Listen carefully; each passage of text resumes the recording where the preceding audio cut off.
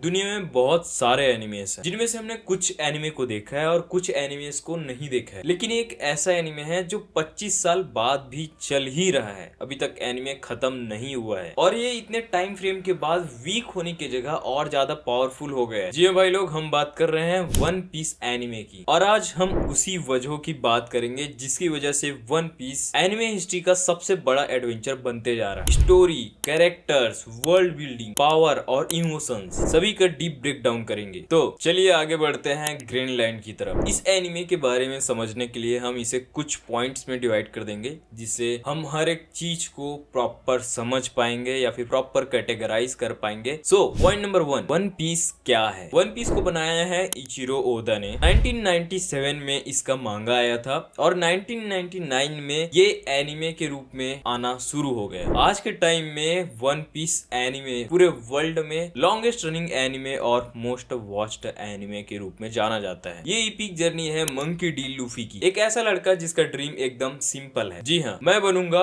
Pirate king और grand line में खोजूंगा one piece. लेकिन वन पीस एक नॉर्मल पायरेट स्टोरी नहीं है। ये दुनिया है एडवेंचर, मिस्ट्री, फैंटेसी, ट्रेजेडी और होप का perfect blend. Point number 2, story का मैजिक। लूफी एक डेविल फ्रूट खा लेता है जिसका नाम है गोमू गोमू नोमी, जिससे उसकी बॉडी रबर की बन जाती है। कितनी अच्छी बात है ना। लेकिन ट्विस्ट ये है कि ये फ्रूट एक्चुअली सन गॉड निका का मैजिकल जोन फॉर्म है। लूफी अपना सपना पूरा करने के लिए एक क्रैब बनाता है, द स्ट्रे हैट पायरेट्स, और यहीं से वन पीस की एक असली जर्नी शुरू होती है। हर आइसलैंड एक अलग वर्ल्ड, एक अलग कल्चर, एक अलग विलेंस और अलग ट्रोमा के साथ जन्म लेता है, या बोल सकते हो रेडी रहता है। कभी फन, कभी इमोशनल, कभी हॉरिफाइंग यानी कि हॉरर जोन। ये एनीमे तुम्हें एक ही एपिसोड में हंसाएगा भी और रुलाएगा भी। Point number 3, the stray hat crab. अब लूफी के साथी कौन कौन है वो भी जानना तो जरूरी है ना, और ये पावरफुल भी बहुत ज्यादा है। तो चलिए जानते हैं। जोरो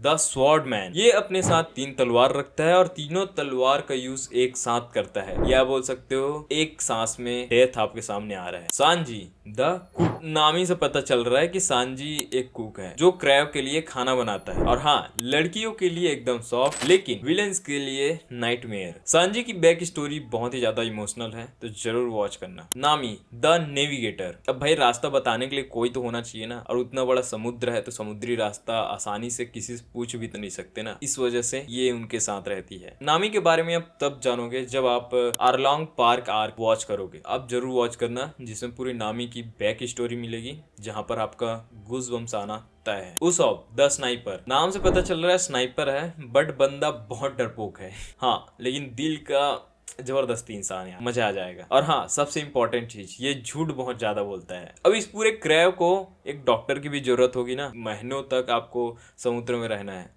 तो चॉपर की जरूरत पड़ेगी, यानी कि एक डॉक्टर की, जिसकी बैक स्टोरी बहुत ही ज्यादा दर्दीला है। लेकिन है एक रेंडियर यानी कि हिरन, लेकिन डेविल फ्रूट खाने की वजह से वो इंसानों से बात कर सकता है, 2 पैरों में चल सकता है और अपनी बॉडी को एक अलग ही लेवल का दानव में कन्वर्ट कर सकता है, जो कि इसकी क्यूटनेस को एक डेविल के रूप में दर्शाती है। Robin the archaeologist, I want to live, anime history का मोस्ट वॉचेबल सीन है इस कैरेक्टर का। इसके बाद भी बहुत सारे उसके क्रैब में रहते हैं, जस्ट लाइक फ्रैंकी, ब्रोक, जिनबे और बहुत सारे, और सभी के सभी एक एक आइकॉनिक पर्सन है। वन पीस में हर एक कैरेक्टर का डीप पास्ट, दर्द और एक अलग ही ड्रीम है। इनके हर एक कैरेक्टर के साथ अपने आप को आप फील कर पाओगे, इतने बेस्ट कैरेक्टर आपको देखने को मिलेगा। Point number 4, world building. Simple word में बोलूं तो वन पीस का वर्ल्ड द गॉटेड, Grand Line, New World, Marines, pirates, Revolutionary Army, Yonko, Shichibukai, Ancient Kingdom, Void Century mystery, ये सभी इतने ज्यादा इंटरकनेक्टेड हैं कि आपको हर एक आर्क, हर एक आइसलैंड और हर एक वर्ल्ड एक न्यू वर्ल्ड में, या फिर बोल सकते हो एक न्यू जर्नी में लेके जाता है। सिंपल वर्ड में बोले तो ये एनिमे कोई छोटा सा इविल वर्सेस गुड का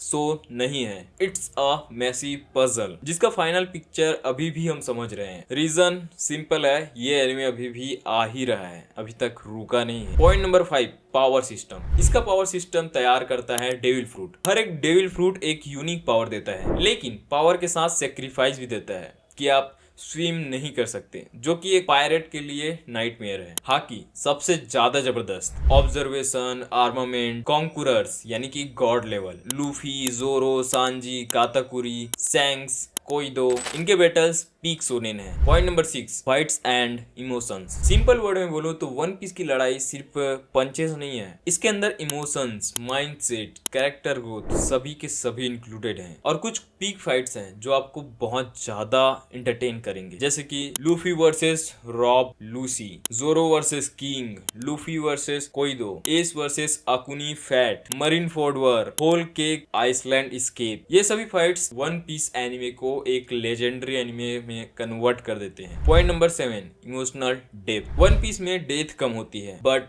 ट्रेजेडी बहुत ज्यादा होती है। रॉबिन का पास्ट, नामी का सेक्रीफाइस, चॉपर और Hiluluk, Brook waiting 50 years, Ace's death, Law का इंटायर चाइल्डहुड, ओडेंस एग्जीक्यूशन। आप एक सोनेन एनिमे देख रहे होते हो लेकिन फील आपको हॉलीवुड लेवल की ड्रामा की आती है। Point number 8, why One Piece is still number 1। इसको भी कुछ पॉइंट से समझते हैं। स्टोरी 25 ईयर से कंसिस्टेंट है, characters never boring, world building god tier, mystery always active, emotional depth unmatched, fights crazy hype, music every arc gets iconic OST. Simple word में बोले तो वन पीस सिर्फ एक एनिमे नहीं है, ये एक बेस्ट लाइफ एक्सपीरियंस है। अब मैं सिर्फ इतना बोलूंगा, अगर तुमने वन पीस एनिमे देखना शुरू नहीं किया है तो तुमने सिर्फ एक एनिमे मिस नहीं किया है, तुमने एक पूरी बेस्ट जर्नी मिस की है। ये सिर्फ कोई पायरेट्स की कहानी नहीं है, ये हमारे ड्रीम्स, हमारी दोस्ती और हमारे स्ट्रगल की एक बेस्ट स्टोरी है। This is One Piece. सो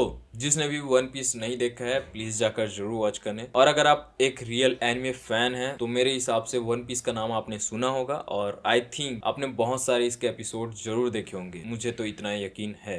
हाँ, हिंदी में इसके बहुत कम एपिसोड हैं बट इंग्लिश में आपको बहुत सारे क्या ऑलमोस्ट मिल जाएंगे। लास्ट के 5-10 एपिसोड आई थिंक अभी जापानीज में है बट वो धीरे धीरे इंग्लिश में भी आते रहते हैं, तो जाकर जरूर वॉच करें। It's a best anime. और हाँ, वीडियो पसंद आई हो तो वीडियो को लाइक भी कर देना और चैनल पर नए हो तो सब्सक्राइब भी कर देना। मिलते हैं अगले न्यू एनिमे के साथ। बाय।